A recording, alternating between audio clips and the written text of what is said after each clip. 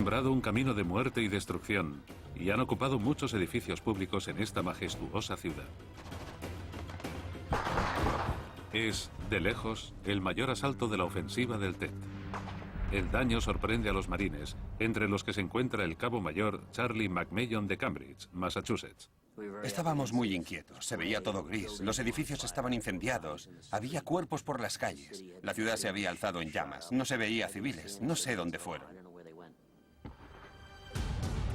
Los marines corren entre las calles serpenteantes y los edificios derrumbados para proteger una sección de UE al sur del río Uong, el río Perfume. Los tiroteos aparecen en cada esquina. Y lo que es más, los líderes survietnamitas, para conservar la parte antigua de la ciudad, han negado la entrada de las tropas americanas aéreas. Los marines, acostumbrados a la guerra en la selva, tienen que ir ahora puerta por puerta, limpiando cada uno de los edificios. Estaba en una casa y los estruendos, porque una de las casas tenía un tejado muy fino. Pues los estruendos son increíbles. Las AK-47 tienen un sonido peculiar. Un soldado norvietnamita saltó al tejado. Entonces disparé hacia arriba y lo maté. Y te dices a ti mismo, bueno, entonces se trata de esto. Hacia el noroeste, donde aún siguen atrapados los marines cerca de la zona neutral en Khe Sanh, la batalla se ha convertido en una cuestión de vida o muerte. Han estado soportando durante 12 días una constante descarga de artillería. Tienes que desplegarte y rezar para que no te alcancen los disparos ni los misiles que caen tan cerca que ya no queda nada, porque si no te vaporizas. El 2 de febrero, unas semanas antes de que acaben sus 4 años de reclutamiento, la suerte del sargento Carlton Sherwood le abandona. Una explosión hace que sus piernas se llenen de abrasadora metralla y le evacúan al hospital. Tenían que apilar a los heridos junto a los muertos. El suelo del helicóptero estaba inundado de sangre. Estaba por todas partes. Tenías que estirarte allí, encima de la sangre, encima de litros y litros de sangre. Sherwood se salva, pero para sus compañeros el terror continúa.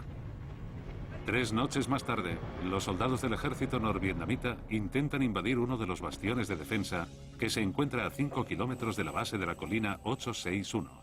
El cazador Larry McCartney oye gritos espeluznantes a medida que las tropas se acercan a su posición para combatir contra el enemigo. Tenía la adrenalina a tope y estaba realmente decepcionado porque mis órdenes eran quedarme en la retaguardia y protegerla, porque no podía implicarme y no podía lanzarme a por el enemigo. Entonces, este joven de 18 años recibe órdenes. Le toca el turno de entrar en batalla con el enemigo.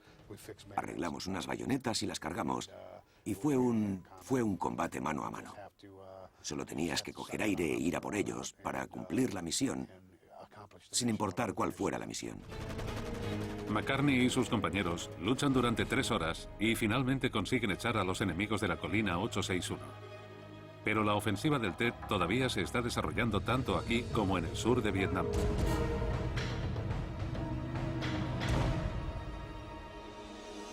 En el delta de Mekong, Chet Stanley, del Cuerpo de Artillería Naval, y sus compañeros de la Fuerza Móvil Ribereña navegan por canales traicioneros para perseguir y atrapar el Vietcong.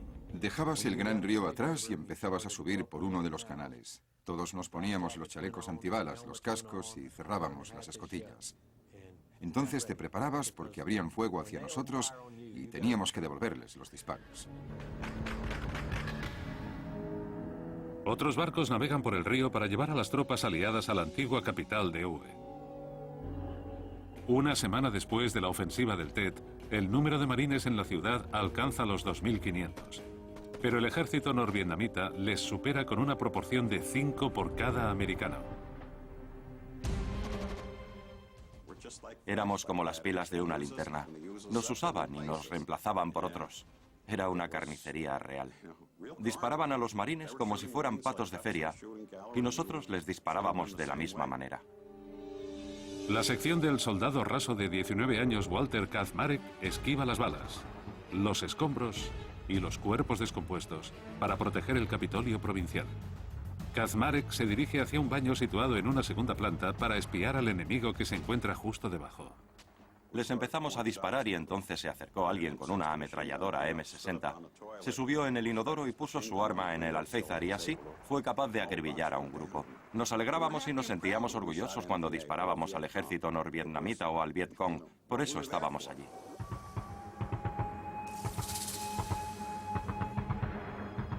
Kazmarek y sus compañeros de la Marina hacen frente al fuego de los francotiradores para bajar la bandera enemiga e izar las barras y estrellas y posar entonces con su trofeo de guerra. Después de 4 días más, los marines americanos echan al ejército norvietnamita de la sección del sur de la ciudad el 10 de febrero. Pero a lo largo del río Wong, el río del perfume, la batalla sigue en pie en la antigua ciudadela amurallada de la ciudad. Aquí los enemigos saquean las casas, destruyen edificios sagrados y masacran a los civiles. Esta visión hace que el capitán de 29 años, Myron Harrington, se estremezca. Lo primero que realmente te impresiona es el olor de la muerte. Veíamos los cuerpos de los combatientes y de los que no combatían también. El hedor era atroz. El 15 de febrero, Harrington recibe órdenes de tomar la entrada Dong Ba y su estratégica torre de observación que está llena de tropas enemigas. Aquel que controlaba la zona de la torre controlaba el movimiento de los que estuvieran bajo ella. Así que era imperativo que tomáramos aquel lugar. Los líderes survietnamitas, desesperados por recuperar la ciudad, levantan ahora la prohibición de usar artillería y bombas en la parte antigua de la ciudad. Así que el capitán Harrington da la señal para que se dispare el gran armamento. De hecho, estábamos retirando ya la artillería en lo que se llama el Danger Close. La estábamos llevando a 50 metros de nuestra posición, pero fue lo que mantuvo al ejército norvietnamita alejado de nosotros. Nos ayudó a avanzar.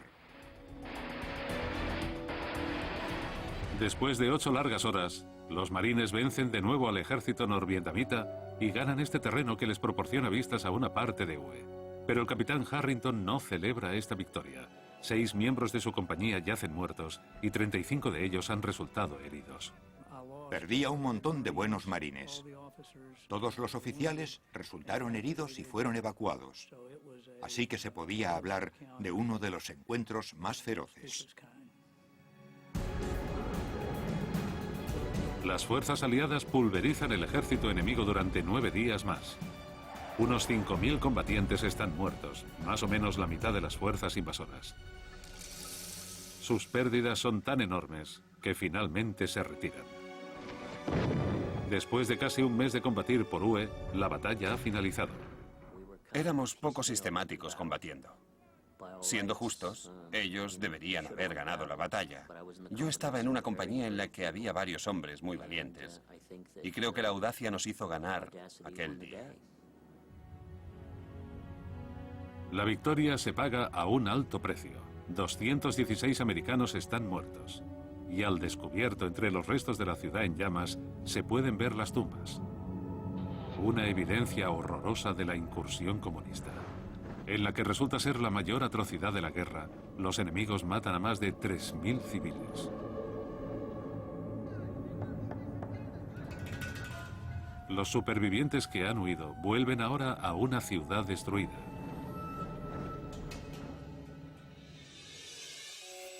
En el delta de Mekong, el artillero Chet Stanley y su fuerza móvil ribereña diezman al Vietcong. Las tropas se sienten triunfadoras. No perdimos ninguna batalla. Habían hecho que nos sangrara la nariz en algunas ocasiones, pero se lo devolvimos por duplicado. Atacaban las ciudades y los pueblos y, ¿sabes? En muchas ocasiones nos habían pillado con los pantalones bajados, pero reaccionábamos rápido y los echábamos. Pero la cruda realidad de la ofensiva del Tet y las vidas que se han perdido en ella por ambas partes impresiona al público americano. Al igual que este momento que ha sido capturado tanto en vídeo y congelado en fotografía.